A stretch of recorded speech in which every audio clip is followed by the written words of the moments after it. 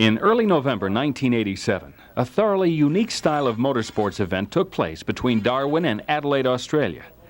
This was to be a race unlike most others in automotive history. A 2,000-mile cross-country event in which fossil fuels were completely absent. This was the World Solar Challenge. Oh, it wasn't bad. 23 solar-powered cars from 7 countries accelerated from the starting line. Qualification runs held earlier had quickly singled out this car as the odds-on favorite. The fastest qualifier, General Motors' Sun Racer. Before we see the race, let's take a look at some of the people and some of the process behind the Sun Racer's athletic capabilities. The engineers at Hughes Aircraft designed and perfected the individual solar cells that drink in the sunlight that powers the Sun Racer. The flow of power fluctuates with the intensity of the sun, but on the average, these cells provide 1,000 watts of power in the noonday sun. These same cells are also used on communication satellites, which circle the Earth today, emphasizing their efficiency and reliability. The Sun Racer carries a complement of storage batteries, which supplement the power that the sun provides. Solar energy charges the 68 silver zinc cells, resulting in 102 volts. But these batteries have a real trump card. They are light, about 60 pounds, 1/5 the weight of standard lead-acid batteries. The Sun Racer frame is a marvel of structural engineering. It weighs only 15 pounds and yet supports the weight of the rest of the vehicle, about 550 pounds with the driver aboard. The company that built the chassis and body, AeroVironment, also is the proud parent of the Gossamer Condor, the lightweight man-powered aircraft that revolutionized man-powered flight. And the Sun Racer's power plant, a MagnaQuench 3 electric motor, weighs only 8 pounds and has a 92% efficiency rating, about 10% greater than comparable electric units. To prepare for the 120-degree temperatures in Australia, GM engineers designed a heat-reflective canopy that keeps cockpit temperatures much more moderate for the driver. The dramatic teardrop shape of the Sun Racer is a significant key to its success.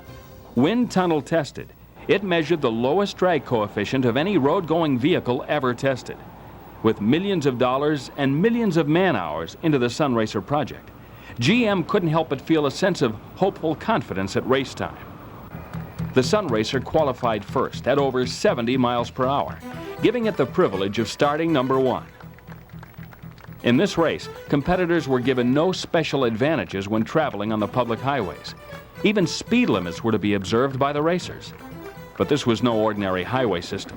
Kangaroos, water buffaloes, and huge 180-foot semi-trailer units had to be avoided or outmaneuvered. The World Solar Challenge is no wind sprint. It's a race that consumes 5 days and 2,000 hot, exhausting miles.